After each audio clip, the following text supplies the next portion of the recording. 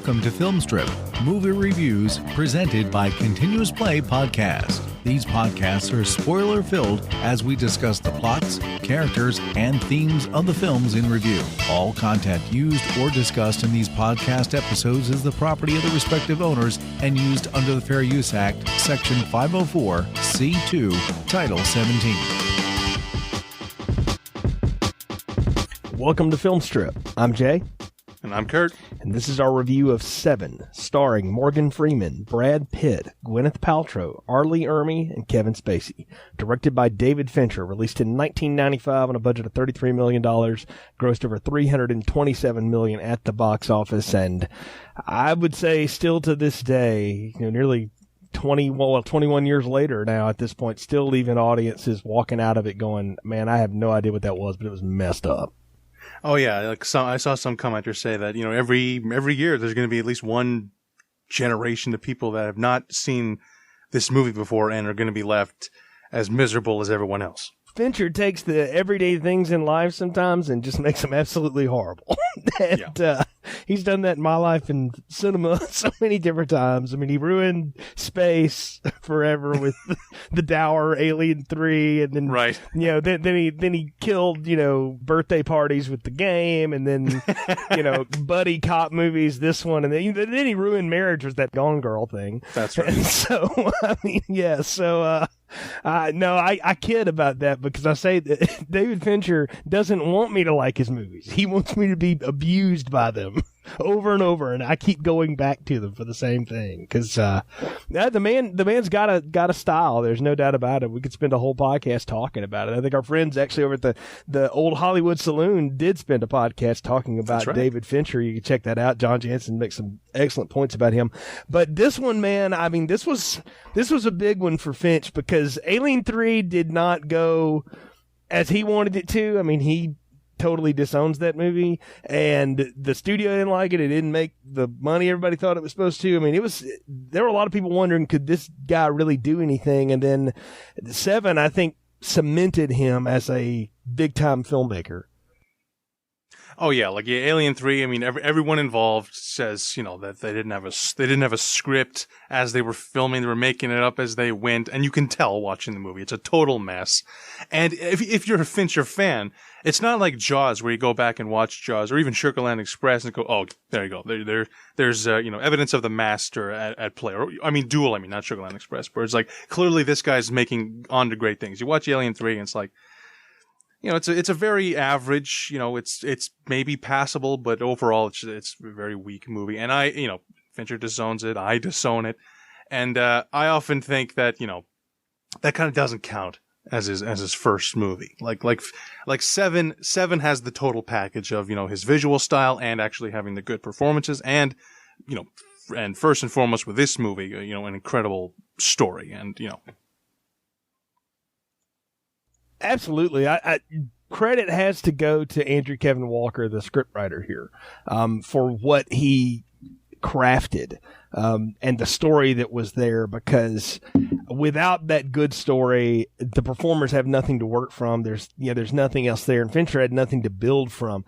I mean, this is a guy that some of his films they hurt me. I mean, like 8mm, I've still never seen the end of that, and part of it is because that movie was so screwed up. I was like sitting there literally just said, I can't deal with what I'm watching in front of me, but then he's written he wrote the Sleepy Hollow adaptation, which actually I will tell you now I think is sort of underrated. That's a pretty good little Burton and Depp thing. Maybe sometime we'll dig around to that one. But he's written a lot of cool stuff that I've liked, but this by far is just a master stroke for screenwriters. I mean, they get them every now and then. They talk about them every now and then. You get one that just really hits it. And I think the whole thing here is fantastic. And I can remember specifically seeing this when I told the first half of this story back in the Halloween retrospective, that I talked about my friend Al that would go to the Dollar movie theater with me my freshman year of college, and we saw Halloween 6 in this cheap theater in North Alabama where I'm from. And we also, like a couple weeks later, went and saw this movie called Seven, which neither one of us had any idea what it was about. We knew it was Morgan Freeman and Brad Pitt and like guns, and it was a cop thing, and we just thought, that'll be, I like cop movies, sure, and And we went to like the 9:45 showing with, maybe 30 other people. We walked out of the theater, Kurt, and I promise you, there wasn't a peep from anybody. Nobody said a word. We got in his car, drove all the way back to Florence. It was about 20 minutes at the time, and neither one of us said anything except, dude, what the fuck? Yeah. That reminds me, like, the big Hollywood premiere. I can't imagine, the Entertainment Tonight interviews on the red carpet for this movie, but it happened. And Tarantino said, when he came out of the movie, he walked right up to David Fincher and said, "Great movie, man. I feel like shit."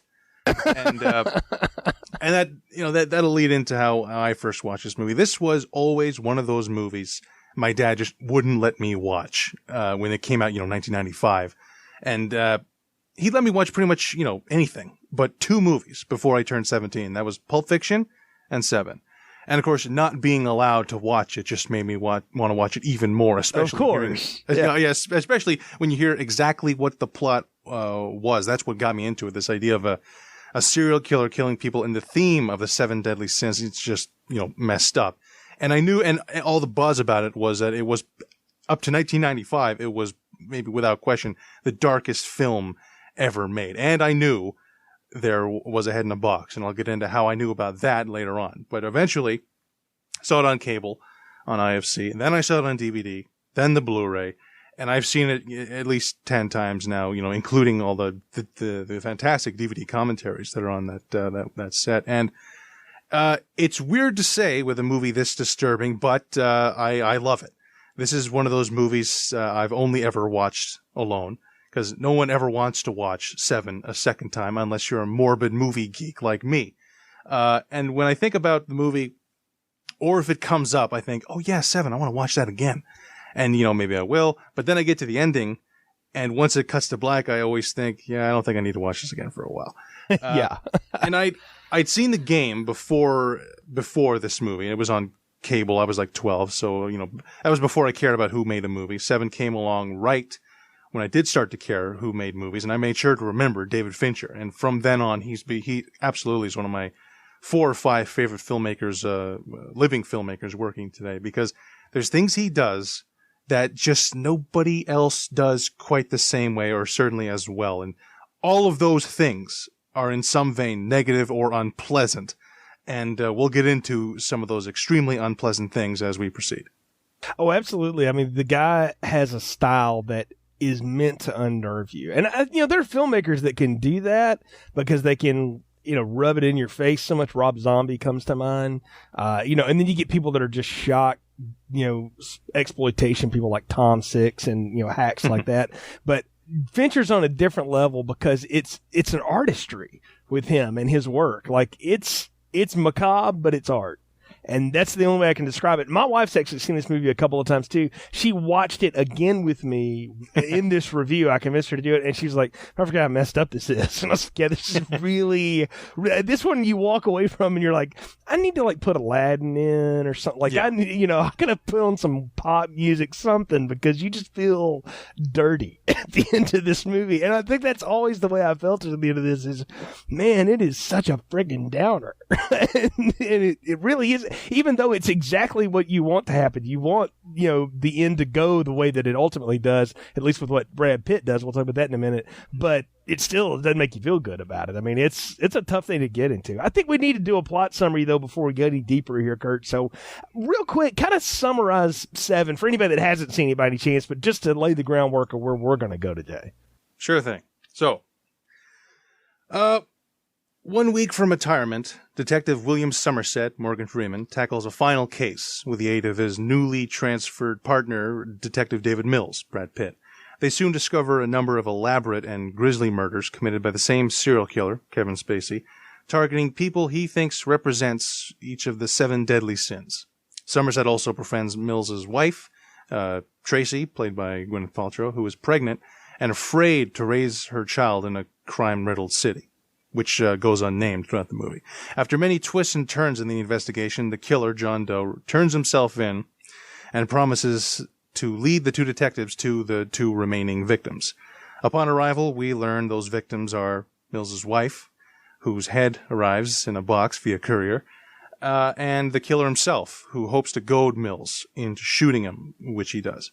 The film ends with Somerset deciding to stay on and provide any help he can for his damaged partner, and they all lived happily ever after. Yeah, happily damaged forever. Yeah. I like how you provided that detail there about the city goes unnamed or whatever, and I came up with a word for it because it's one of those great things about Fincher too. He gets into such detail. The city goes so unnamed because every car tag is completely black. Like you can't find one in there. Like somewhere, and he had a day going, we need to make sure all the tags are black. You know, I'm sure there was like a meeting about it, you know, because he's just that kind of detail freak. But I came up with a name for this. I call it Megaopolis. And this is just sort of where these things happen, you know, this kind of thing. Because it could be, I mean, I understand it was shot like partially in Philadelphia and New York and L.A. and Houston and God knows where else. Probably wherever they just found a random road that they liked, they would shoot this thing at. And for $33 million, he and his cinematographer got a lot out of using existing stuff to bring this nameless city to life. Oh yeah, and yeah, the whole nameless city thing, and just you know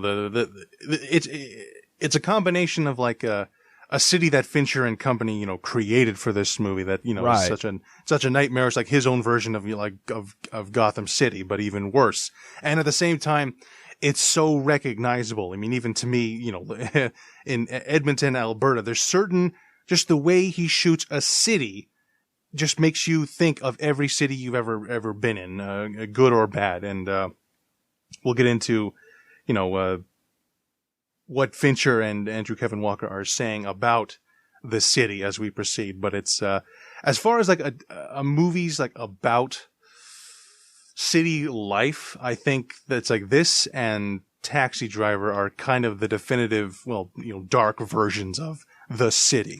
Oh yeah.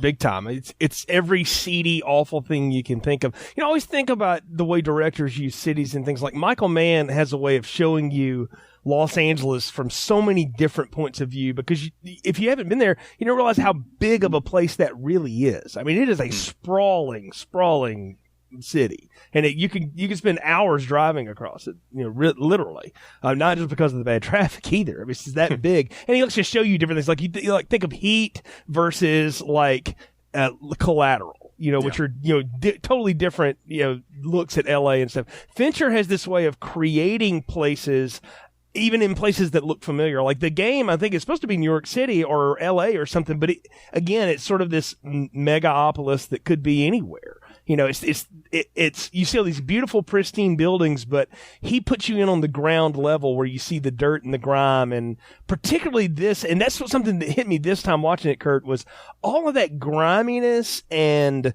like, I don't know, the blackness and bleakness of that prison planet that was in Alien 3. It comes across here, even though we got different art directors, we got different, you know, cinematographers, everything. I think some of that he held on to and used, and I say it works really well.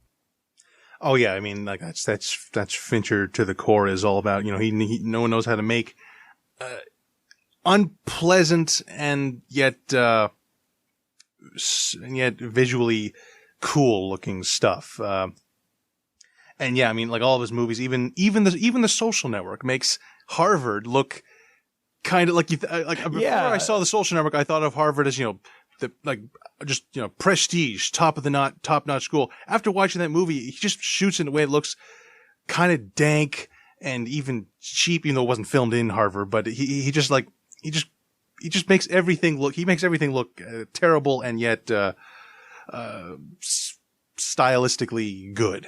Oh, he's good at making things look seedy. I forgot that he ruined Facebook for me too. Thanks for reminding me. Yeah, but I mean, that's exactly right. I think he builds atmosphere because the city in itself is a character in this story. I think that's the thing that sort of hit me watching it this time and really trying to piece apart, because I've seen this movie a ton, so I know the story, right? And I'm trying to, you know, nitpick through little pieces here now and watching it for this review, and I realized the city is as much a character here as anything, because John Doe, Kevin Spacey's character, he doesn't even show up until 90 minutes into the movie, you know, and which is crazy. I mean, it's like the shark in Jaws. You never see it, you know, because he's just always there. But everything about the city and its awfulness and all this stuff. It's in everything Somerset says, and everything that, Mills hopes to get out of the big city, and everything Tracy hates about it. It's everything that drives John Doe to do the heinous shit that he does.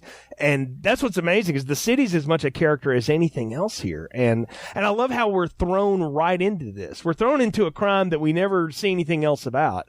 It's a domestic violence crime gone wrong, right? Where, I think Morgan Freeman's line is great. He's like, look at that passion all over the wall, or whatever there. And I mean, it's horrible, but you just see this man that is completely broken by the system and the place around him and all the years he spent doing these things, and he's done. He's just like riding the clock out, ready to go until this awful thing lands in his lap, almost happenstancely, which is, when you look at it, you have to ask, is it? But I love the opening, though, that we get with Freeman, and we get introduced to Mills, and we kind of get a sense of what's going on there, and it just sets the scene for what's coming up. And then I do want to talk about the title sequence in a second, but that opening scene in that house with the two of them and the back and forth, I think it's a great introduction for both actors and both characters. Absolutely, yeah. The movie, the movie opens basically within whatever it is, 3 minutes. We basically get an entire day. We get him waking up and then going to sleep. And we see this is what a typical day is for him. He wakes up. He doesn't look like he's in a particularly good mood. And his day, as he goes, him going into the office is him walking into some dingy building where someone is dead. He's a homicide detective. Right. So his job revolves around corpses. And the way the day, is also, just to mention the sound design, I don't know if I noticed this 100% until watching it last time with these headphones I got, is that he wakes up in his, he's got a nice looking apartment, but you can just hear the sounds of his neighbors screaming at each other like it's, the beginning of Raging Bull. And when he goes to sleep, it's kind of the exact same thing, and along with the sound of the traffic. And yeah, this is a guy who's done, and the movie does open in a way that you're just like, you totally, he doesn't need to say why he's done. You just look at this day. It's like, yeah, I'd be wanting to get away from this too. I think the thing you get from him too is you watch the steps he goes through to get ready to go out. Everything's very ordered. He picks up his badge, his gun, his his knife. He's got a switchblade. It's all these little pieces, but everything's very organized. It's very put together. As juxtaposed to 6 or 7 minutes later when we get to see Mills wake up, everything's just kind of thrown together. It's a haphazard mess, and he just he's got his ties already pre-tied on a rack, which everyone will tell you that'll ruin your ties, but he's very wrinkled, and he's just sort of just going with it and kind of making it up as he goes along, where Somerset is much more, he's experienced, and this is his world. And the thing that gets me is that metronome. Because being a music guy, I know what that thing is, and it's also the bane of my existence sometimes, because trying to play along with one of those, if you don't have good natural rhythm, is just hell. But anyway, he uses that to go to sleep, because it is a good sleep measure. I mean, it'll help you knock yourself out. It's a counting sheep kind of thing. And I love that that's what he can focus in on out of all of that noise. He can focus in on that tick-tock back and forth to help him go to sleep. And even at some point in the movie, though, he wrecks the thing because he's just he can't concentrate on it anymore. That's how much this gets to him. But I love that that's the opening of him, is that he is, in spite of all of this chaos, madness, or whatever, he can detach himself from all of it enough that I'm just going to go to sleep and be done, And I like that about this film, because it gives us a real contrast, besides age and race and everything, between these two partners here and career ambition. They're totally different people. Like, you would never put these people together in any form at all. And I think that's why it works so well, but it's a heck of an opening. Oh yeah. And one last thing about it is that, like, the one thing about this Somerset is, he's a week away from retirement. He's also a guy who's thinking, like, he's quitting, and he's also kind of thinking, like, well, it can't possibly get any worse than this. And then the credits start. Yeah, exactly. Let's talk about that credit sequence, man. A friend of mine detailed something to me that I didn't know. That is a Trent Reznor version of a David Bowie song, which I did not know that until he told me that. And I want to tell you, it's one of the weirdest set of sound. I think Trent Reznor, as an artist and composer, comes up with some really strange soundscapes anyway. But it is perfect for that, just odd collage of things that we see, because what we see and what we know now is that that's John Doe. Like, and apparently that was one of the production designer's ideas, is that he went to Fincher and said, you've got all these books that you've spent all this money on creating for that apartment scene, and I think you need to feature them somewhere, and you need to have somebody working on them, and it looks like it's John Doe coming up with just the most crazy, wild stuff you can come up with, and it's all these weird images that just mean nothing to anybody now, but after you watch the film a couple times, it will. And I mean, everything you want to know, everything you're going to need to know about his plan, what he's doing, is there in that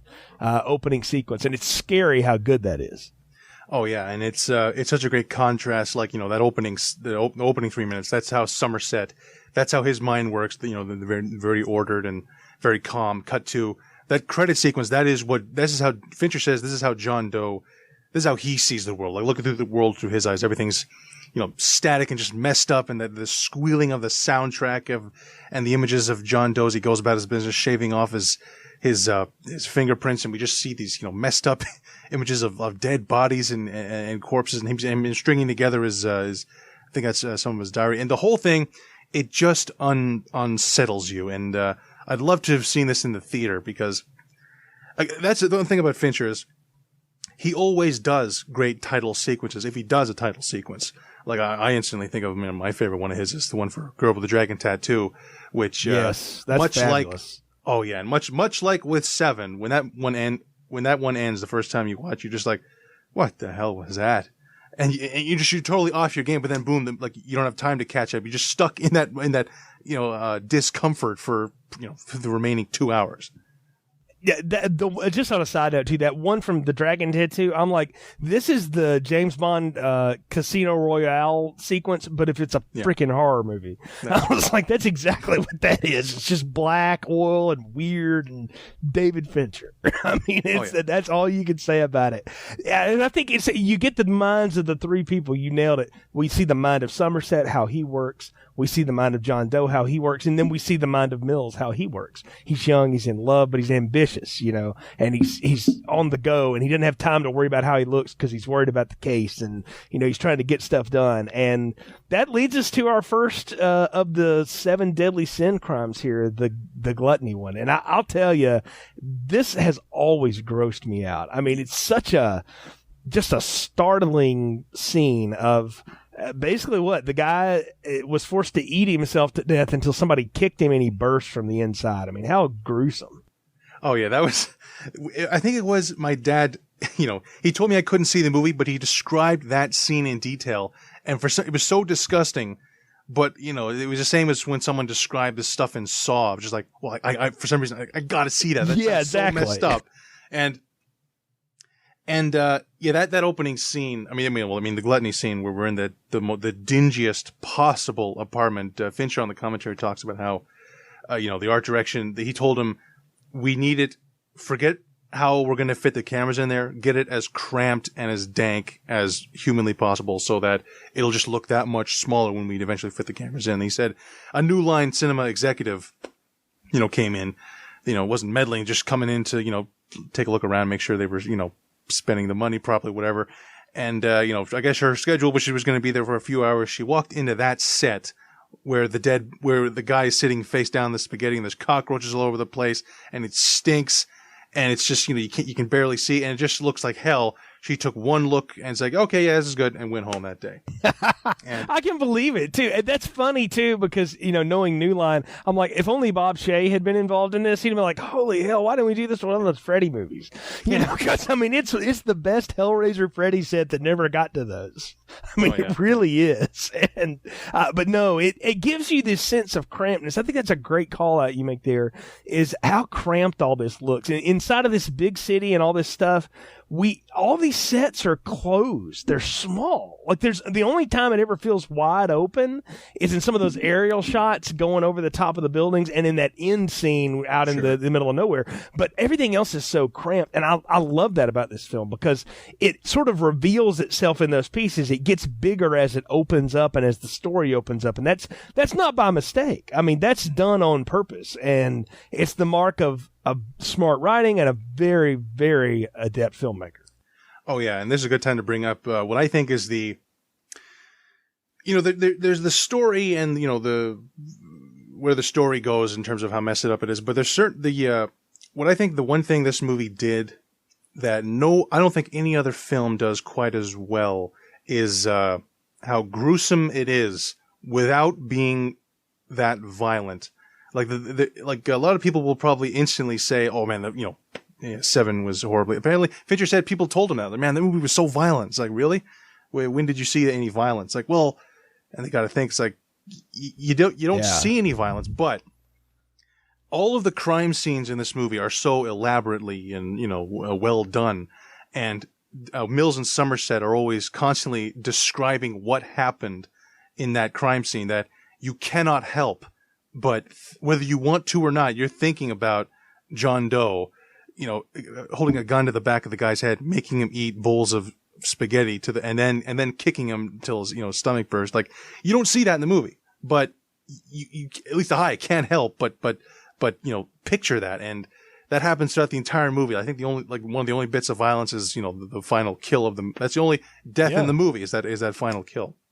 Yeah, I mean, I think there's a gruesomeness to it. I just keep going back to that word. I mean, when they find the guy that's tied to the bed in a little while and stuff, it's just gruesome. And it's all done in words. I always try to describe this film to somebody, and watching it on the big screen, and I have vivid memories of this, even all these years later.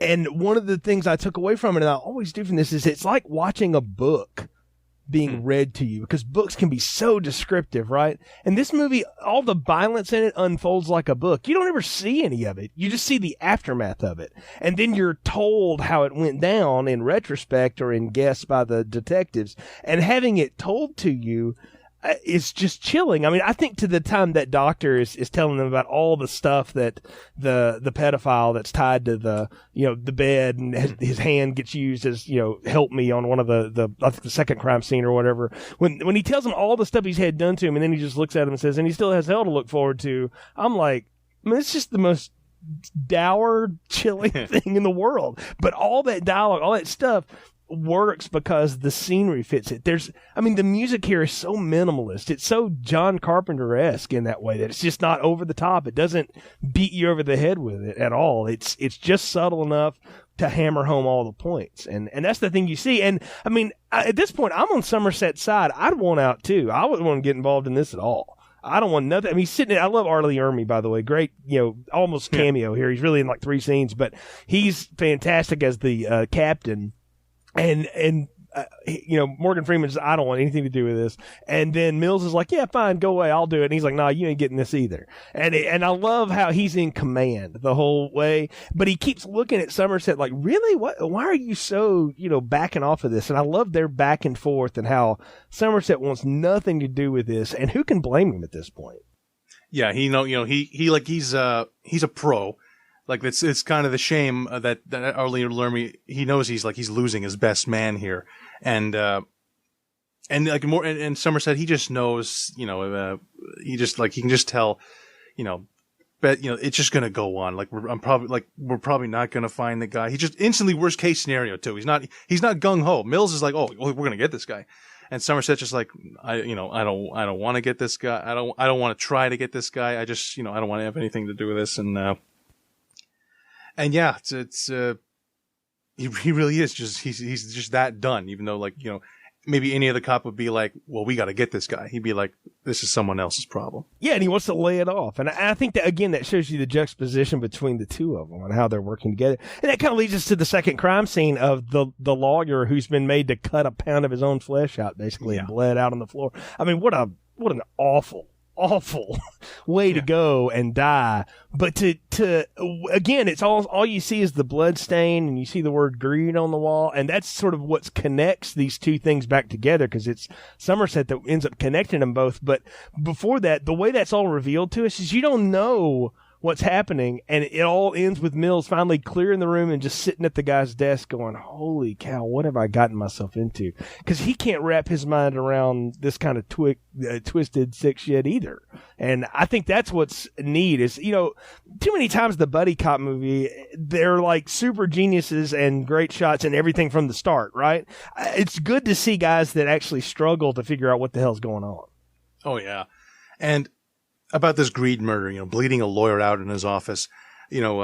Perhaps I would say the least tragic death of the movie, because I recently watched a series on Netflix called Making a Murderer, and the idea of certain lawyers being forced to slice off a pound of their own flesh doesn't bother me too much. But I think a lot of America agrees with you, by the way. So, but not, and be careful what you watch in that documentary, by the way. But, sure, but anyway, so, but no, you know what? But isn't that the old joke? Like, what's 1,000 lawyers at the bottom of the sea? A good start. I mean, that's that's the old joke, right? And I think that's what we're supposed to feel like. The obese guy, you feel sorry for because you're like, man, this guy. Somebody made him eat himself to death. How terrible, right? This is just cruel. And then this one, you're like, it's just a lawyer. I mean, like, really, it's hard to have sympathy yet for the victims because we haven't been put in their situation yet, in their place. And I think that's on purpose, too. I don't think that's a mistake because at this point, we don't understand why the killer's doing what he's doing either. That hasn't been revealed to us. And so it's not until much later that you realize how tragic all of these are. Oh yeah, and once again, like we see nothing, but we see the blood and we picture the scene, especially when they're talking about Mills and Somerset are asking themselves, what's the most expendable flesh on the human body? And they say, the love handles. And I'm just, so like, again, the movie is forcing me to picture this 127-hour scenario where a guy has a gun on me, and I'm wondering, I'm you're literally looking at your own sides. Like, I wonder, would that work? Would that make a pound? And it just spine tingling. Yeah. Again, it evokes a response, even though we don't get to see it. And that's the art of a good screenplay and one that's being delivered well too. I think Brad Pitt as an actor, there are times when he's really good and there's times when he's really just there. And, it's just kind of there for me or whatever. Morgan Freeman always does a good job with performances, even in really goofy stuff that he chooses to do sometimes, but he and Pitt here are dead on. And I think a lot of that is them and sort of where they were in their careers at this point. And I think Fincher's getting a lot out of them too. I think the Alien 3 experience of not having a script that was nailed down and still getting the performance he got out of Sigourney Weaver taught him a lot about sometimes you just got to let the really good actor take the thing and do something with it. And that's one of the cool things in the commentaries to hear Morgan Freeman and Brad Pitt talk about the kind of freedom they had to do things, but always knowing that they had Fincher there to guide them through their decisions. Oh yeah. And about Brad Pitt, I would have to say, if there is a weak link in the cast, it is him. He's not bad by any stretch of the imagination, but I think a lot of actors would just look weaker when you're standing next to Morgan Freeman in this movie. I think a guy like Edward Norton might have been a better choice for the character, but like, if you're a movie studio, you're going to go with Brad Pitt, like Fincher, and this spawned a relationship between Fincher and Pitt that spawned two more iconic films with Fight Club and Benjamin Button. And Fincher said it's been nothing but great for his career. He said, it's really easy to get a movie made when you're friends with Brad Pitt. Yeah, he's exactly right too, by the way. So, but you know what? That's fine. I think Brad Pitt was a Hollywood it guy at the time, and then he took this dark, gritty movie and did this thing with Morgan Freeman. I think it gave people a different element of him. He got better roles. He wasn't just the hunky action star or guy opposite in the rom-com. He got better stuff to do because he pulled off a great role here. And of course, Morgan Freeman's career's, he got started. He's been around a long time before any of us knew who he was. And then when we started paying attention to him, it just got even more and more interesting. And I mean, the guy never fails to deliver exactly what you want out of, the kind of performance you're getting here. But I love the fact that there's so much confusion amongst them early on. And one of my favorite scenes in the whole film is when they're sitting down and you've got Somerset sort of walking the captain and Brad Pitt through his theory about all this 7 deadly sins thing. And the best thing in it is Arlie Ermey just picking up the random phone going, this isn't even my desk, and slamming it down. I do that all the time, just, for the heck of it. I'm like, this isn't even my desk, and just have fun with it. It's like the Clerks, I'm not even supposed to be here today line. Yeah. I mean, it's just great, but it gives you some humanity and a little bit of levity in the middle of all this just crazy stuff that's going on. But I love how this theory is coming together, and you get the captain looking at him like, are you out of your mind? And then on the back end, though, Brad Pitt he even says, I'm all over this. Like, he's soaking this up. He's like, yeah, this totally works for me. And I love how he just takes this and runs with it. It's fantastic. Mills clearly, he does not know what he's in for. This is his first case, and he's the guy who, he wants to be the Popeye Doyle. He wants to be the big, he probably thinks he can get some real notoriety out of this case. Like, he looks at this as like, oh, this is going to be a great case. And Somerset looks at this is going to be utter hell. It's like, it's only going to go down from the gluttony murder. Yeah, exactly. It's not going to get any better from gluttony and greed here. I mean, and I love how Pitt, he does this whole bit about, I worked homicide for 5 years or whatever, but not in this city. Like they have this whole argument about it, but he hasn't seen anything like this. And Somerset, to the point, realizes that he spends all night in that library, which it was a great scene, by the way, punctuated by the beautiful classical music there. And he does all this research on Milton and Paradise Lost and all this stuff, Seven Deadly Sins, and he's pulling all that out, and he puts it together and he just drops it on his desk, like, okay, you want it, big boy, it's yours.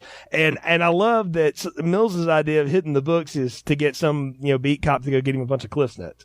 I thought that was hilarious because again, and I remember back to my freshman year college experience. I'm like, oh, I can totally relate to that. I'm like, yeah, like that's how you got by in a lot of ways. So I thought that was a nice moment again for the character.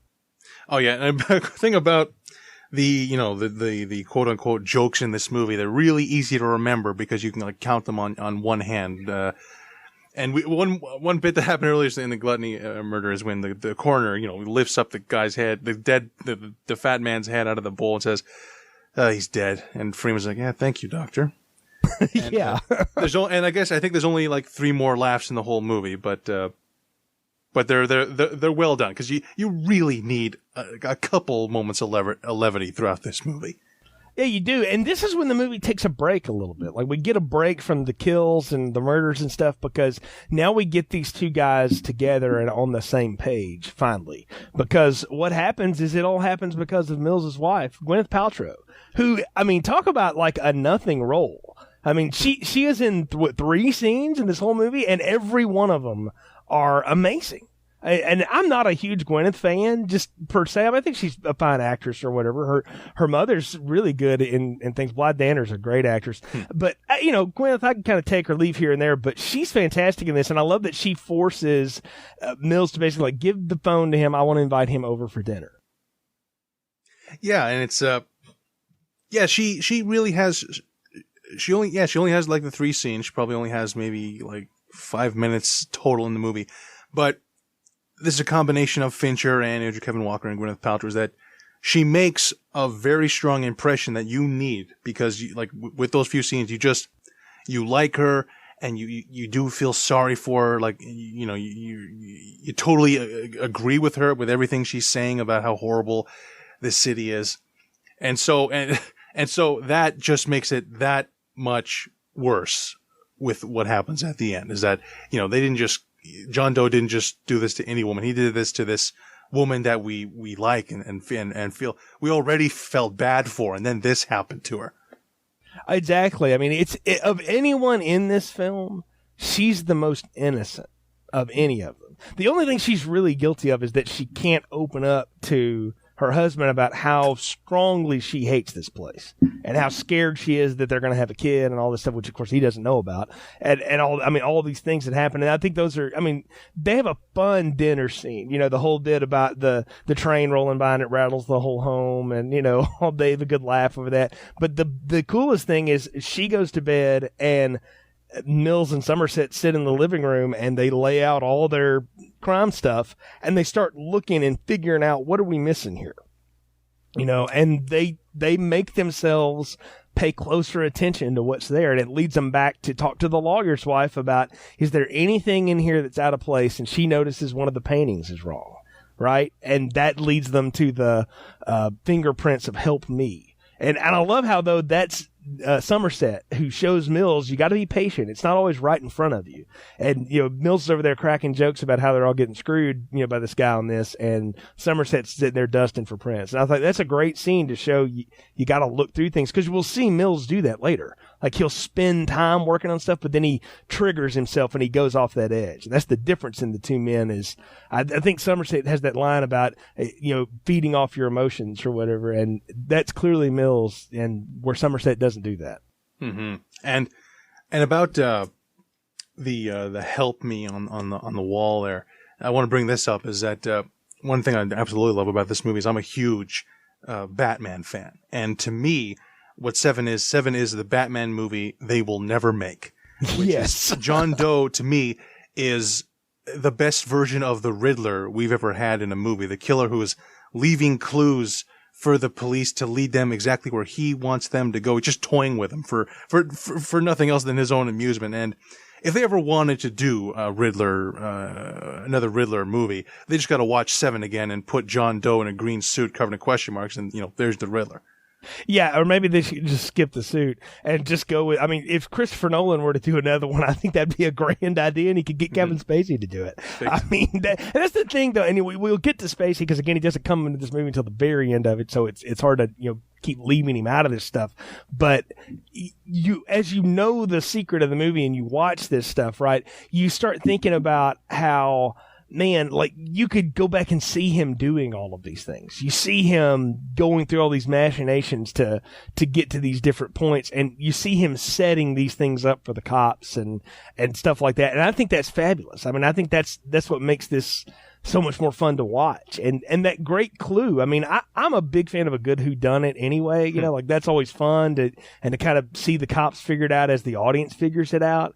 And I like the fact that they let you know early on here, you're going to find out who the killer is. Like, we're not going to keep that from you. It's not going to be, a random guy calling a telephone booth or anything like that. Like, you're going to know who does this by the end of it, but you're going to know it on our timetable, which I don't know. I love that part about this film. It just, it unfolds a little bit at a time the way that our characters are seeing it happen. I mean, that's what's happening here. They are the ones that are figuring out as they go. And I love the clue of the help me and what it leads them to. And I'll tell you, you talk about something that is evocative and just grotesque is the guy tied in the bed, the sin of sloth. I mean, that is one of the nastiest looking makeup effects and things I have ever seen. Yeah. When I remember, there's one thing I remember before I saw the movie, I was on the internet and they said the sloth murder, man, that'll make you jump. And so when I saw the movie and when they pulled the blanket over and reveal the corpse, I thought that's what they meant when that'll make you jump when you see this body. And it was like, I relaxed a little bit there. I was like, oh man, I was just like, at the same time being like, that is possibly the most gruesome looking. I was about to say corpse, but it's not a corpse. It couldn't look more like a dead body. And I guess that's the idea. And I can't recall another, it's one of the biggest scares I've ever had in a movie is when, everyone in the room just assumes he's dead, and they stuck the flashlight in his eye, and the cop says, the cop tells this guy he thinks he's dead. What you deserve. Got what you deserve. And he coughs in his face, and it's clear he's alive. And Fincher doesn't really go for scares like that in his movies that much, but that is probably his finest horror moment that he's done. Oh, that's a fantastic jump scare. I mean, it's a total classic horror scare too. And I love, John C. McGillney is that guy, the SWAT leader. I think they call him California in the movie. And I like him anyway. And I mean, talk about a nothing part. I mean, he's in 2 scenes, but he's great in them. And you see him lean over and I've known SWAT cops and they are cocky. They are just like this. They kind of have to be to do that, kind of work. And he's like, you got what you deserved. And then that freak coughs at him and he loses his shit. I'm afraid he'd shoot him. I mean, really, I'm like, man, how did those cops are the greatest restrained cops ever? Because cops would have just shot that thing. Like they'd have unloaded on it and been, oh hell, sorry. I mean, I'm not trying to make light of police brutality, but that would have been a natural reaction is pull the trigger. I don't know how they didn't. I mean, the city deserves commendation just for that. Not blowing that thing away. And then, I mean, that's when we get the hospital scene I referenced earlier and all that stuff. It's just so, I mean, you realize this guy found someone that was an awful criminal that he knew we would go after. One, he tied him to that bed, fed him full of, drugs, and kept him tied there for a year. And they found him a year exactly and took pictures of it to leave for him, cut his hand off and used it as a, diversion. I mean, talk about the meticulous thought through process that this gets. And that's what I wanted to ask you about, because knowing where the story veers to and how it ends to how it is started here is, do you think John Doe targeted the cops specifically, or these 2 cops happened to be the ones that came upon his case, and then he figured out these were the ones he was going to have to deal with along the way. Yeah, I think John Doe, like, yeah, those first 3 murders, he had those. I mean, literally, he had the sloth one planned for a year. But I think he didn't. Who knows? Maybe his wrath and envy and lust and pride murders would have been entirely different until he eventually does come face to face. Even though Mills doesn't know that, when he comes face to face with Mills, and he looks at his gung ho attitude and how much he thinks John Doe is crazy, and he just thinks, he's like, John Doe has found a guy to, like, I'm gonna mess. This is gonna be fun. I'm gonna mess with this guy. This guy thinks he's got the drop on me. Well, which comes to one of my favorite moments in the movie is when the paparazzo snaps a picture of him, and it's such a. It's way more tense the second time you see that movie because it's like he's right there, like Somerset and like the entire SWAT team is there. And this photographer takes a snap of him, and like this entire massive manhunt for John Doe, and he came to them, right under their noses. And if they knew what they were looking for, they would have been able to arrest him right there. And I love that John Doe, as the movie progresses, as crazy as he might be, he's clearly super intelligent. He's like I love that he's a master of disguise, kind of. I mean. And I love that if you know Kevin Spacey's voice, you recognize his voice anywhere, and clearly that's him. And I love that, Mills spells out his name for the paparazzo, and John Doe, yells back at him, "Yeah, I'm surprised you can spell." And like, it's not enough what John Doe ends up doing to this man, but he's got to just like insult him too, to like take the piss out of him for no reason. Well, and I mean, that's the thing. That's what you get about this is because the next scenes are, Mills and Somerset updating the captain on how methodical and exacting this guy is. And once you've watched this film a few times and you realize, you're like, holy cow, he really is, because this is the moment when he realizes, so these are my 2 adversaries. Okay, that young one, I'm going to have some fun with that guy. Like you said, like, that guy feeds off his emotions. I'm going to have a little fun with that dude.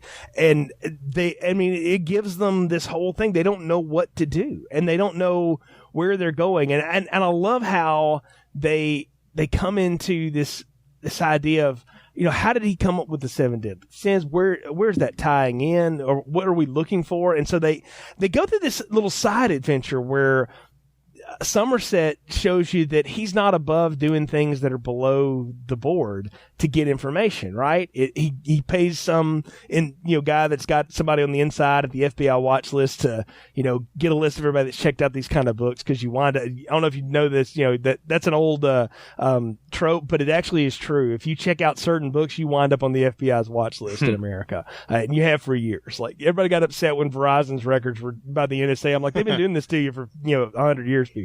So just before you had cell phones. I mean, this is a known thing, and it's one of those, like, you just sort of accept it as the price of freedom kind of deals. But you could see how that could get used against you, right? And I'm like, well, if this had been a television show and you had like the strength of 5 seasons to do all this stuff in, you could have spent several episodes where they like run down somebody and almost frame somebody for something that had nothing to do with this because he was doing a term paper on Hitler or something like that, right? Like, you could see that. And I'm like, man, I'm creating an HBO show for this garish film in this awful film in my own head, because there's no, if you stretch this out over people couldn't handle it. There's no way. But I like the whole who's reading what part, and that they're trying to figure out, what are the things that are coming up that are in common for our killer here. And it's smart police work. I think we talked about that when we did Heat, was that the cops weren't just shoot 'em up, bang bang cops. They were cops that actually did real police work, and how cool that was to see. And it's neat to see that here on this side too, that these guys, they work at their craft. They're not just lucky. They're smart. Yeah, that's the thing. Like, as much as this is like a horror film and how gruesome and disturbing it is, the cop side of things is so like well done and researched. Like, Andrew Kevin Walker, as much as he's looking into this, 7 deadly sins and anatomy books or whatever he's looking into to research this movie, he's very much researching. No other movie would stop Brad Pitt from kicking that door down. If this was, Lethal Weapon, Mel Gibson would just kick the door down and let's go after this guy. But, Somerset totally freaks out. at the prospect of, well, no, this won't hold up in court now, man. Like, we got to think about, like, the trial. Like, that's that's something Somerset talks about, is like, all we do as detectives are just writing stuff down, just in the hopes that, it'll play in court. We find a name so that the DA will say this name. You cut to, this will help him go to jail. Like, and Somerset, again, with the whole being done with it thing, he's like, and he's also just like, and that's all we do. He's like, we're just writing, we're just note takers. We're just guys taking pictures. And again, and I love, and it's the whole idea of feeding off his emotions. I love the fact that the way that it goes down is that big chase that Mills has with John Doe. And John Doe lets him live. And that's a great chase first. It's totally handheld. You're running down these catacombs with these guys. And it's nothing like crazy. They're not doing, parkour or anything like that. They're just running from each other. And John Doe gets the drop on him and, knocks the shit out of him. And his face is screwed up after this. And his hand's broken and all this stuff. And I love how, he's got him dead to rights in the rain with that Beretta at his head and he lets him go. And I'm like, wow. He could have killed him right there. He had no reason not to. He just was like, let him go. Don't need to do this. And it wasn't time. And then after, they've kicked in the door and they start, reading through all this stuff and the guy's manifesto and all. That apartment, we got to talk about that scene in a second. But to go ahead just for a little bit, the phone call. That, the little 30 seconds on the phone, like, I admire you. I think you're doing great. I'm going to just speed up my timeline after this little incident. And I'm sitting there like, Frank Underwood is on the phone. And it's what it sounds like, but it's that spacey voice. And I'm like, man, this is messed up. And it's great. But that apartment, we got to talk about John Doe's apartment, man. That is a great set. That is, the art direction. This is one of those, crime films do not get treated well at the Oscars for the most part. But this is of all the crime films that have been made, this is probably has the best art direction of any of them, maybe discounting, the Godfather movies, because it's that combination of creating, something otherworldly almost, and disturbing, like something out of the most gruesome kind of horror movie. And at the same time, it's like, it's not tough. That thing with this whole movie is as horrifying as gruesome as it might be. It is not tough to imagine this stuff taking place as it does. Like, there's a certain amount of realism to it, and that's very real. And his lair, it's just maybe just because maybe he had a better lighting system that the cops just didn't turn on, but it is just such a just frightening looking place. Like, you can't imagine that this is where a guy hangs his hat, and this is where he relaxes at the end of it. This is where a serial killer relaxes at the end of a day. Right. It's so. My wife called out a great thing. She said, "What's the deal with the cross over the bed, the neon cross over the bed?" Which I was like, "That's right out of the Deadpool." The old Jim Carrey scene from the Deadpool, the old Dirty Harry movie. But I said, I guess they're supposed to show he's this twisted zealot of some sort or whatever. I said, or maybe he's just nuts. I said, there's one of two ways you can play this. Like, either it's meticulous and it's gorgeous and it looks like a museum, so it's this exacting, or it's like this. It's organized chaos, which is what this guy's place is. And I think this is the better choice because it matches, again, that title sequence in the beginning that we get. So that was a great idea to go back and say, we need to show all that madness early on. And I think they did a great job with it. It's awesome. And then to come upon Somerset sitting there with that volume and reading, all this stuff. And he's like, there's like 50 volumes of these. It'd take us 2 weeks just to go through it, with 20 people reading 24 hours a day. And I'm like, holy cow, this guy has spent not only a year planning a kill, right? But he spent a decade getting himself amped up to the point that he can do this stuff. And that's the thing about this is that you don't realize is that we know him for these specific kills that he has, but who's to say he hasn't killed a lot more people and done a lot more stuff along the way, to get himself to this point. I wouldn't be surprised about it, right? As horrible as he is and crazy, like, people talk about this with the Joker in The Dark Knight, is as nutty as he is, the amount of planning that comes into play. You can't just be a total nutbag and come up with that. He's put a lot of thought into this. He's absolutely committed to this whatever this scheme is, and and what he thinks is the right thing to do. I lost my train of thought there. It's okay. I think you're right. I mean, he's totally committed to it, and it also shows that these cops what Somerset has been saying all along is right, is that we're not going to get ahead of this guy. Yeah. Like, he is feeding us along the whole way. If you hadn't figured that out by now, guys, that last one, that sloth thing, that should have told you that we're not going to get ahead of this one. We are going to have to just luck into whatever becomes of this case. And it's part of it is him resigning himself to this being over and that he's done with it. And part of it is he's realizing, I'm sucked into this again, and I'm just going to have to be here until the pool stops swirling, because that's what it is. And then the next kill is maybe the most disturbing one, the Saturday and Lust kill. When they pick up the guy when they go to the, Ooh La La Club or whatever you want to call that underground sex dungeon thing. And this guy has essentially killed what we found out to be a hooker with a device strapped to him that's basically just a big knife. And he has screwed her to death with it. I mean, just how sadistic that kind of shit is to even come up with that and to make it go. And then punctuated by the confession that we get about it. I mean, again, it's where the words make it twice as bad as it could have ever been had you seen it.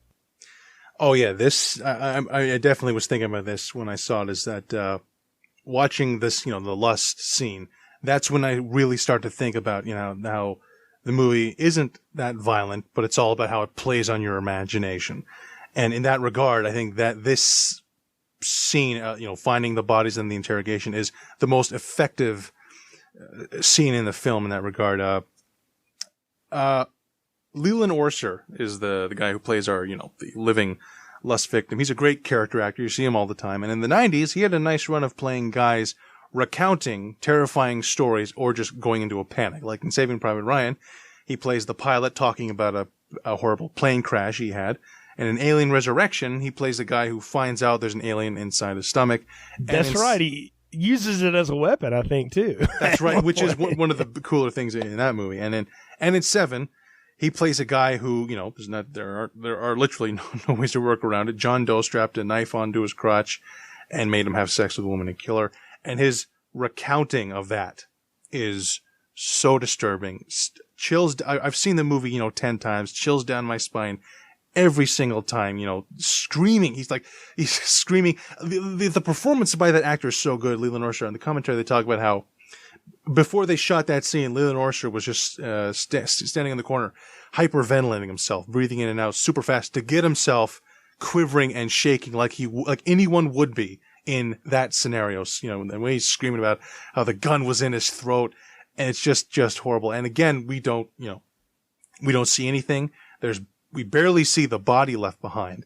And yet after that scene, you just pictured something that you never would have pictured otherwise in your life. And I don't think any other movie has played with imagination quite as effectively. Oh no! I mean that is one of the most awful kills in this whole thing. I mean, it's just the craziness. And what you realize is, in retrospect, when you're walking back through it again, having watched it, is when they're in the apartment before, they see these boxes on the wall, and this is something that Saw totally rips off later on. It's all these little trophies that sort of mark the kills. Like, he's got a bloody lawyer's book, and he's got a can of SpaghettiOs, and he's got, the hand from the sloth killer or whatever. He's got all that stuff sitting around in there. And then there's this picture in the fourth one, and they're like, what the hell is that? And you find out that's the hooker that he's been following, and he just decides, well, I'm going to go ahead and speed this up. And of course they chase it around. They figure out that, he had this thing made, and they're trying to get back to him. They're trying to find out who he is. And that's the thing that just blows my mind as they go through this. They get one more kill in here, and I wonder, if he's doing it on purpose now so that they can find him. And ultimately what he decides is, I'm just going to have to go to him or whatever. But he has the woman where he cuts off her nose, and then he gives her a phone taped to glued to one hand and a bottle of pills on the other hand, and decide which one you want to be. And of course she takes the pills and kills herself. You know, and I, the pride sin, and I'm like, man, what a sadistic fuck. I mean, this guy is just gone. And at this point now, I'm like, I want somebody to shoot him. Like, he's got to go down in like the most awful way ever. He's got to be impaled on something. You know, if it's a Lethal Weapon movie, that's what would happen, right? But that's not how it goes. Here's the thing, though, that I get on this.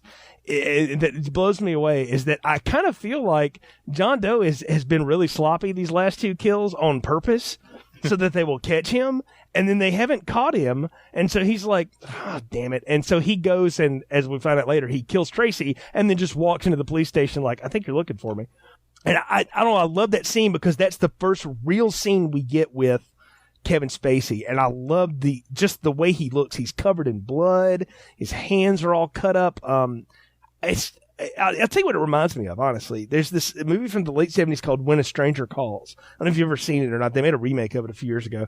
But there's a killer in it who kills 2 children with his bare hands. And they never show any of this, of course. It's the 70s. But it's all done in flashback, and you see this guy, and he's like, it looks like, that's what Kevin Spacey looks like, is when they showed that guy covered in blood after what he had done to, people. And I'm like, that totally evoked that same just chill to it, because it's so unnerving to see this bald little guy walk in, and that's the guy that's been doing all this. Yeah, I mean, as far as like villain entrances go, it's like, you got Harry Lyman, the Third Man, you got Darth Vader in Star Wars, and John Doe in Seven, the way he shows up is right up there, screaming detective. Again, the thing with this character is the entire film, the cops are, they're trying to catch up to this guy. They don't know, until you watch the second time.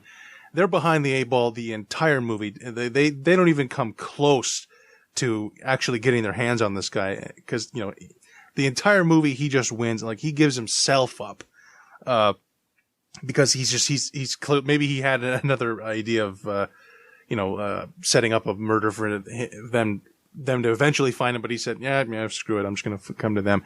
The only one thing I always wonder is why the cab driver picked him up when he was covered in blood like that. Why the cab driver called the dispatch. Yeah, I'm dropping a guy off. He's covered in blood, his entire shirt and his arms, but I wonder how much of a tip John Doe left. I mean, that's what I want. I'm like, but again, I think that's supposed to show us, it's just another detail of how just rotten to the core this city is. Yeah. That the cabbie wouldn't even bother to notice. Like, just doesn't even give a damn, whatever, and you take him in anyway. It's just so weird. I love the bit here in the surrender, and the deal is that he's been, cutting his fingers off, his fingerprints off.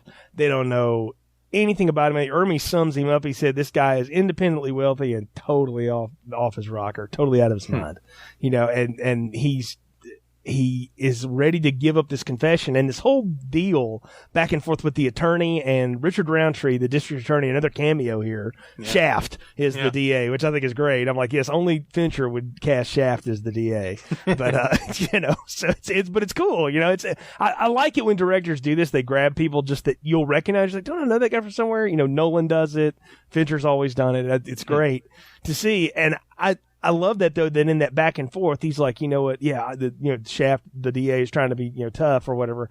And the attorney's like, look, I can totally get this guy off on insanity because, come on, or he's willing to just, sign off to everything. No problem right now, with one exception. He's going to take you to the last 2 bodies, and it's got to be these 2 guys right here that do it, and nobody else. It's just these 2 guys. And I don't know. I thought it was weird because you realize now at this point, right? They're being set up. Like, there's no way this is going to go down easy. Yeah, again, with John Doe, much like I was talking about with Andrew Kevin Walker, is all his research, along with John Doe having to figure out how do you keep a guy alive for a year, strapped to a bed.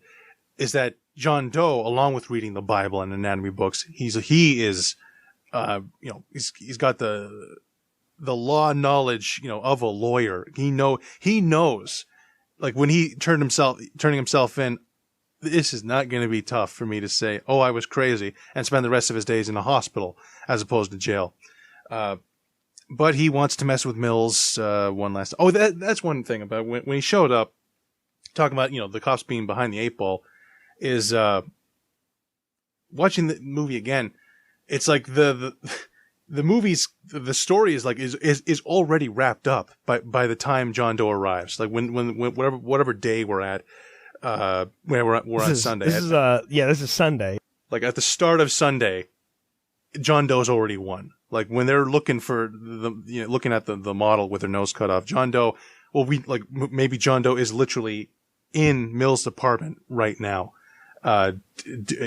dealing with Tracy, and he went straight. He probably put the head in a box, gave it to the courier, and from the courier he went to the police station. He's just totally in control.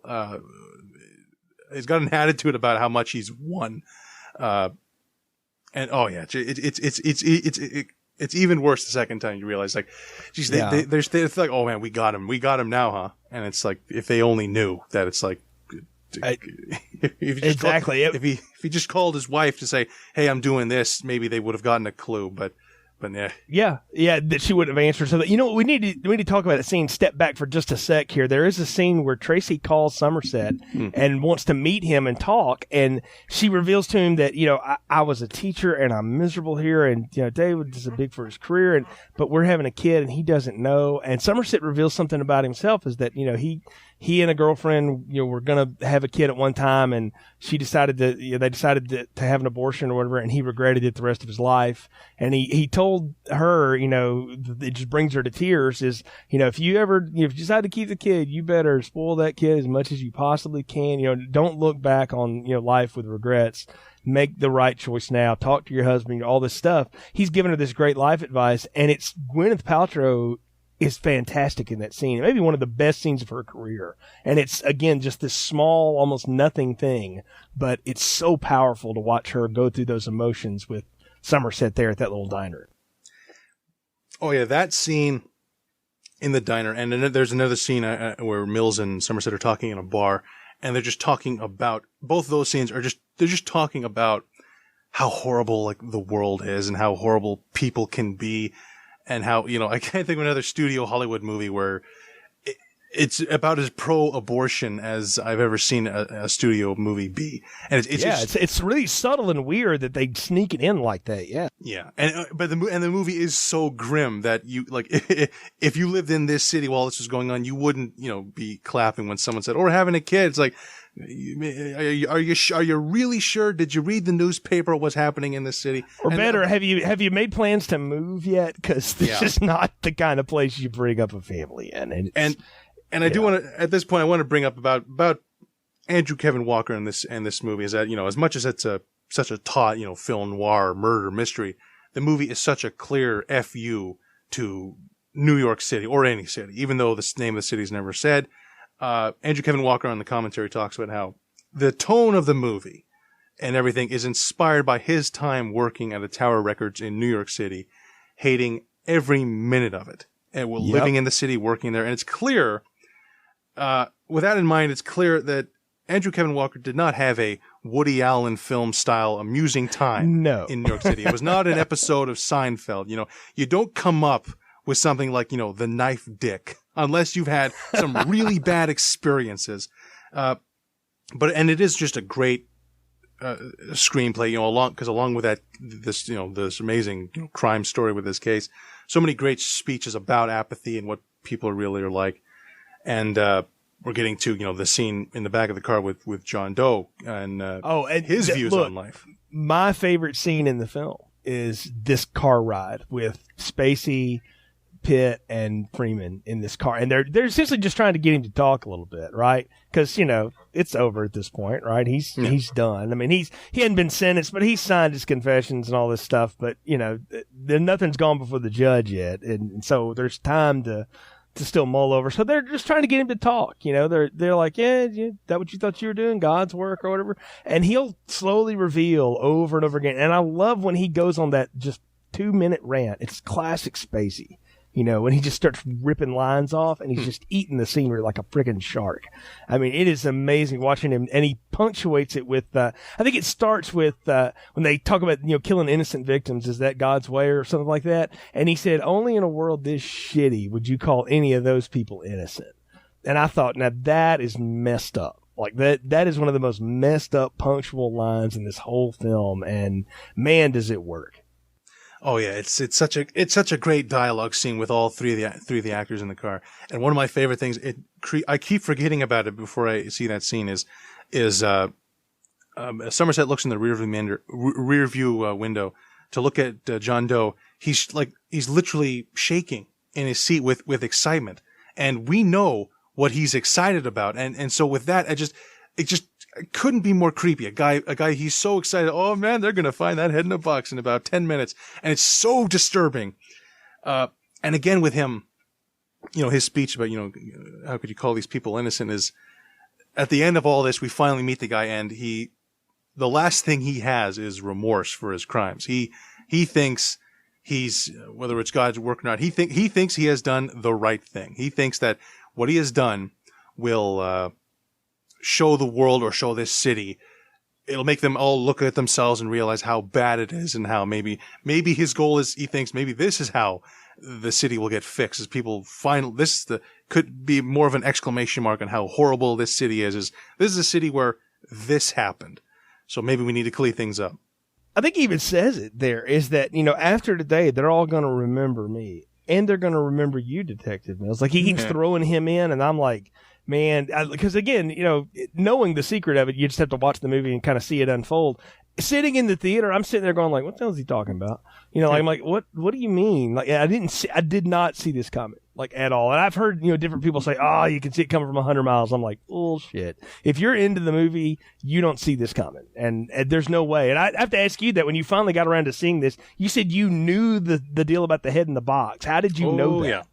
Well, I didn't look up the plot online on my own. What happened was, one of the all-time movie twists. How could anyone possibly see this coming? Well, this movie that I wasn't allowed to see at the time, in whether it was 2000 or 2001, it came up on the excellent Comedy Central quiz show called Beat the Geeks. And the movie geek, the final question of that episode was, what was in the box at the end of Seven? I don't even think I knew what Seven was. And he said, well, it goes against my cardinal rules of ruining the end of movies, but I got to say it. And the answer was Gwyneth Paltrow's head. So that's how I knew what happened at the end of Seven. But even with that, the way that scene is cut together, it's still like, even though I know what is happening in the scene, I can't believe it, because I can't believe a movie would do this. Yeah, I mean, what happens is he's courier delivered that head out to the middle of nowhere with these cops. You've got the SWAT team in the copter circling above, making sure nothing else is going down or whatever. And Somerset goes out, and this is what gets me. I'm like, was Mills supposed to go and intercept that box, and it just happened to be Somerset, so that gave John Doe the chance to torture him a little more with all of his talking? Because what if it had gone the other way? That's what I always wonder, is if this had gone the other way, how would it have ended differently? Because, could he have stopped him before he got back with the gun? Because as it goes, I mean, Somerset realizes who's in the box. And I think there's like one frame of something that's like an insert of Gwyneth Paltrow's face, and that box is around it or something. It's one of those kind of Exorcist, things that's sort of there. You have to really look for it to see it, but it's there for a second. And there's like one golden hair that's kind of sticking out of the end of the box that he's looking at. That gives you the clue. And he's calling the SWAT team off. And I love how he says, John Doe's got the upper hand. So we're in his control now. Let's see where he's going to play this for. And the whole time he's just torturing Mills with this, I wanted to play husband, but I took your wife's head. Mm-hmm. And he's like, what'd you just say? And I mean, it's like this thing. And then it comes down to the end, and this unbelievable ethical dilemma of, if you murder a suspect, David, you're done. Like, there's nothing we can do for you if you do this. Justified or not, there's nothing we can. And I'm like, how messed up is this whole story? And I just thought, what would you do? What do you shoot him anyway, or what? And I don't know, man. It's so difficult to even put yourself in that place and think about. Oh yeah, I think it's some of Brad Pitt's best acting in the movie when he's got the gun. Like, it's all he knows exactly. His wife's head's in that box, but and Somerset tells him, if you shoot him, he wins and the case is done. And so that moment where he just like looks away, just goes, oh God, like he looks like he's ready to throw up because he cannot compute is that Somerset is pleading with him, and Somerset also knows I can't talk. I know this is not going to work. Me talking, how do I talk Mills out of doing this? And can I tell you, like, part of me wonders if there ever was a moment that they had it turn where Somerset kills him. So Mills can't do it because his career's over, so he goes down for him, or whatever. I wonder if that was ever part of the thought. I don't remember ever hearing that in any of the commentary, but that's an interesting way you could have looked at it. Oh yeah, because he throws his gun away quick, so he's unarmed at the end of this thing. Mills is the only one with that gun. Oh yeah, and this entire scene. I mean, I know that they rewrote this movie a bunch of times. I mean, I know that the first draft that New Line got interested in this movie in the first place, they bought it, but they had it very quickly. Okay, well, we got to rewrite a different ending. And then Fincher agreed to do it based on accidentally getting a hold of the first draft. So, I want to do this movie, the Head in the Box movie. And the producer said, well, actually, we gave you the wrong one. They gave him a new draft, and apparently they cleaned it up entirely, and it ended with Mills and Somerset stopping John Doe before Mills' wife is even hurt. And Fincher talked to the head producer of the movie, Arnold Kopelson, and he told Fincher, he said, look me in the eye, and told him in no uncertain terms, this film will not end with a head in a box. This is like, this is 1995. This kind of stuff, like, has not really happened in movies. And Fincher talked his way through that and said how he kind of pulled his own John Doe, talking about how this movie will be forever remembered, and how he said people will be saying to each other forever. Like after this movie comes out, man, did you see the Head in the Box movie? And Kopelson heard that, realized how the potential of this kind of a cult hit on his hands, and and there we go. Gave the blessing for it to go ahead anyway, that's a great story though, because now this one of the things that when you learn about Fincher and things is one of the things he learned from his experience on Alien 3 was to never care about something so much that you're not willing to walk away from it. The lesson of Heat essentially is that if you care too much about it and more than the studio ultimately does, you'll never be able to get what you want. So if you want it your way, you have to find ways to subtly get it done. You can't just bull your way through it. And so what he learns how to do is perform Inception, basically. I think I've heard that story too, where he essentially, by the end of it, Kopelson thought it was his idea to put the head in the box. But that was what Fincher had learned how to do, is to be persuasive like that. And I think that's fantastic, because there's no other way this movie can end. It has to end this way, with the head in the box. I'm just positing, other ways it could have gone. Like if Mills had gone after the box, of course, he'd have been freaking out on the side of the road. Do you think Somerset would have killed him? I'd say no, because he's so measured a person. I don't think he would ever give in to his emotions like that. And I'm almost glad that he doesn't, because that would be a betrayal of the character. If he all of a sudden just shot this guy, then that would be a complete reversal of everything he's tried to teach Mills, right? So the fact that he throws his gun away, he tries to reason with him, and again, Pitt with that great performance, and what finally sets him off is he has a memory of his wife's, smile. Like maybe that was the last thing he saw that morning before he took off. Just unloads the whole clip into the guy, and I mean there was a great insert shot though of Kevin Spacey when he's walking up to him to shoot him. Spacey just closes his eyes and just has this relief look on his face, and it's like, this is exactly what this guy wanted to happen. Yeah, like he tells him, like, become vengeance, become wrath. And that moment, whatever this 10 seconds is after he does pull that trigger, that shot of Somerset's looking away, kind of half disgusted, half, yeah, I get it. And Mills, he's already killed him, but he keeps shooting him. Like he's just shooting, clearly, like probably just shooting him in the head, just blowing his head apart.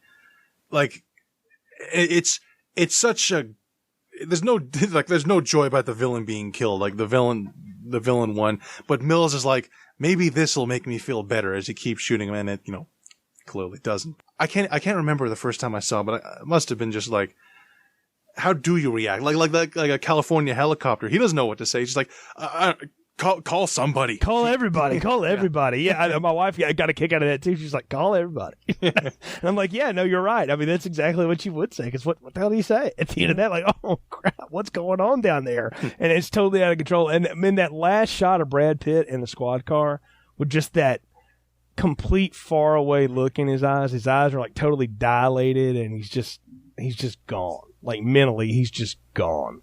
And you have Somerset and the captain standing there talking, and he's like, I'll do whatever I can for him or whatever. And he's like, well, where are you going to be? He's like, I'll be around. Like, in other words, I'll hang around. We'll do what we can for him. And like, they're going to do what they can for the guy. He's one of them. He's not going to go to prison over it necessarily, but his career's over. I mean, he'll wind up, if he's even mentally capable of ever going on again, he's pushing papers across the desk till he can draw his pension or whatever. Like, and that's the thing, is that you realize ultimately that the bad guy not only won, but he completely succeeded. He didn't get to do it in his own timeline. That's the only thing the cops did, is they sped him up. But he got to do everything he wanted to do, Kurt. And I can't remember another crime film where the villain is so successful at what he or she wants to do. Oh yeah, I mean, it beats the hell out of Boba Fett capturing Han Solo in Empire Strikes Back. This is like this takes the villain winning to another level.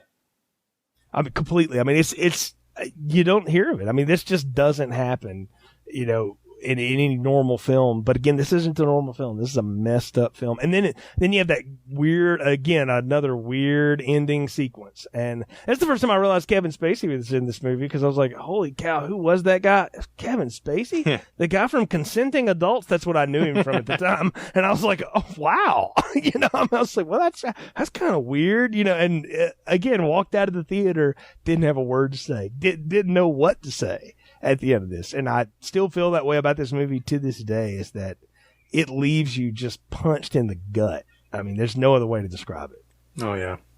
Yep. And well, I think we're at the... Go ahead. No, go ahead. No, I was just going to do the wrap-up, so go ahead and do your thought. Kurt, I think we're at the point of the podcast where it's time to give final thoughts, recommendations, popcorn ratings. What are yours for Seven? Well, it's one of the best closing lines in any movie, if not my favorite, where Somerset's walking off and he says, Ernest Hemingway once wrote, "The world is a fine place and worth fighting for." I agree with the second part.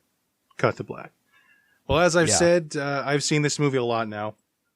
It's become one of my all-time favorites. It's the movie that made me a diehard Fincher fan. And since seeing Seven, I've gone back and seen, I've seen all of his films, and while all of his movies are so utterly miserable, and they are all so different, and they are they're also great. You got something like a true crime mystery with Zodiac. You got a movie that's like his version of The Graduate with The Social Network, or something like my personal favorite, The Girl with the Dragon Tattoo. All of his movies have that one thing in common, which is that they're all miserable. One thing that's not so much in Seven, but it's definitely in Fight Club and from then on, is all the characters in the Fincher movie. I don't see this that much in movies, is they all have an attitude. Like when we encounter all these characters, it's like we've all caught them on a bad day. They're just copping a toot. They're snippy. They're just like being a dick. And I mean, and you watch House of Cards, the show that, Fincher produced, the whole show is that, where everyone is like, you want to say after, like, that was uncalled for. Everyone's just a dick. And just adds to the unpleasantness. Like, it's not bad enough, all this murder and death. The people are just unpleasant. And they're all of his movies are stories about how horrible the world is, or how horrible something can be. Like Gone Girl is the movie about how horrible marriage can be. Dragon Tattoo is like a document on how horrible being a woman can be. And Seven is the movie, along with Taxi Driver, about how horrible a city, the bustling metropolis, can be. Every city can be amazing, but Seven just shines a spotlight on the disgusting underbelly that's in every city if you look hard enough. Seven is 21 years old now. 1995, this movie came out, and watching it now, I don't think any part of this movie will age. I mean, I was thinking about that. It's like the cast of this movie, they're all still working and still doing big stuff. Gwyneth Paltrow's in The Avengers, Kevin Spacey's on House of Cards, and so on. Like, how many other movies from 21 years ago, whereas the whole cast is still like big stars doing great work with great directors? But this movie, you could release this movie tomorrow and it would still produce all the same reactions, because the world sure hasn't gotten any better. And the general message of this movie and every other Fincher movie holds true. And that is, it's basically, Fincher says this with every movie. He's like, life is shit. Fuck you. Like, just like, like you feel like shit, and, Yeah, that's what I'm here for. And 7 is every bit as thrilling and disturbing and as absorbing. The world we see is so, you're totally forgetting about your plans you have the rest of that day when you're watching this movie. And I think it really is one of the best films ever made. And I absolutely give it an extra large head in the box. I mean popcorn. I think you can put your head all the way through the popcorn in this one. I'm with you, man. This is a fantastic film, but I'll say this about it. It's not one I can watch often, and I'm the horror guy. I mean, I love stuff, but I'll tell you now, this one it's a once a year, like if that often. It had been a couple of years since I'd seen it when we decided to do it for this review, and I'm kind of glad of that. I think this movie ages, it's timeless. Like, you can watch it and it still holds up. Every bit of it does. And the only thing you're missing is all the cell phone technology that we have now. But there's a little bit of that in there, but you really don't need it. It doesn't matter, in this case. This movie is fantastic every time, but it's very, very hard to watch.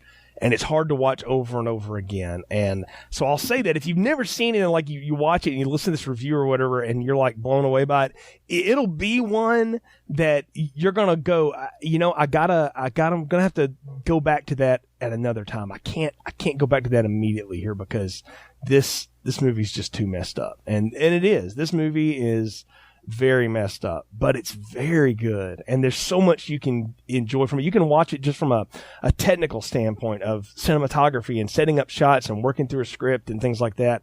You can watch it from the aspect of the way the characters and the actors balance out to the way that, it's a violent, gory film, but you don't ever see any of it. It's all implied or it's all described. I mean, it's all those things that we've talked about. We've praised it a ton, and I think it deserves it. This is the kind of film that is fantastic, even though it is so difficult to watch and so difficult to go through. It's one of those classic pieces of cinema. And I'll say now, I think it's Fincher's best film. I love a lot of what he's done. And even in later years, Dragon Tattoo, I think, is underappreciated. That's good. The Game is very good. Social Network, I'm not a big fan of Benjamin Button, but that's a well-made film and a very interesting topic. But this guy, I mean, I thought Gone Girl was fantastic when I saw it. I've seen it a few times, but it's one of those that, like, I can watch that about once every 8 to 9 months and then, okay, I got to put that away for a little while. And I think Fincher works like that. And he's okay with that. Because like I said in the beginning, he doesn't want you to love his movies. He wants you to appreciate them and learn from them. And I think you can do that. This is extra large popcorn all the way. Fantastic film, and I'm glad we finally got to talk about it here on Film Strip. Now, you and we're doing our Spring-a-Palooza, I call it, which is just sort of a lot of one-offs of things. I mean, we've got, good grief, we've done like a bunch of Michael Crichton random films. We had Congo and Sphere, and, we did some awful thing called The Planet of the Dinosaurs, which is hilarious, that Nick came up with. And we did, Ron and I have done a Lifetime movie called No One Could Tell with Fred Savage and Candace Cameron, and, it is the most random spring ever, but you and I got like the jewels out of it. I think we're in 7 this time, and then we're going to reconvene in a few weeks. So we're going to do The Usual Suspects, another movie that's over 20 years old, and I would argue still holds up just as well. And I can't wait to talk about that one with you, man. That's going to be a blast. Been a while since I've seen that. It's actually been 2 or 3 years since I've watched that film, so will be fun to go back and visit Bryan Singer's entry into Hollywood, if you will. Oh yeah. Yeah. Well, tell folks again about the Fabish Factor Film Podcast and the Fabish Factor Facebook page. Well, yeah, the Fabish Factor Film Podcast you can find on iTunes and on continuousplaypodcast.com. We try to go for, we don't do as many shows as other shows because we try to get as much into one show as possible. Like we did a show on the films of 1986 that was 3.5 hours long. We're just trying to get as much films and talking into one show as possible. And we're working on other shows. We're trying to get a Tarantino show off the ground. Need schedules to line up and so forth. But we will continue. And you can also find the Fabish Factor Film Group, where we get into those very same conversations just through text and keyboards. But find us on Facebook. Yeah, absolutely. Good group to be a part of and enjoy. And catch up with us on Facebook too, folks. You can find Continuous Play's Facebook page there under the Film Strip page. You can also find our website, continuousplaypodcast.com, and you can go to either the Fabish Factor page, you can go to the Art of Slaying, the Buffy the Vampire Slayer retrospective, all 7 seasons reviewed there for you, or you can go to the Film Strip podcast, which if the Springapalooza here doesn't let you know, we've kind of done a little bit of all of it at one time. We even did a documentary about the guy that invented the Jelly Belly once, and so, I mean, you know, we've really covered it all. I mean, we've done the worst films ever made, The Room, and again, after last season, we've got all kinds of fun stuff going on here. So, tons of things out there for you to enjoy, and we appreciate your support. Catch us on iTunes if you like the show. Leave us a good review. That always helps people find the show. Let us know what you think too. You know, if you think we're overpraising Seven or something like that, then fine. You know, feel free to disagree with us. Your opinion matters just as much. We enjoy doing this show and interacting with you all as well. Until next time, for Kurt, I'm Jay. Thanks for listening to Film Strip. Thank you for listening to Film Strip. You can find more episodes on our website, continuousplaypodcast.com/movies. Please leave us a positive review on iTunes and link up with us on Facebook. The Film Strip theme music is produced and performed by Frozen Lake 121.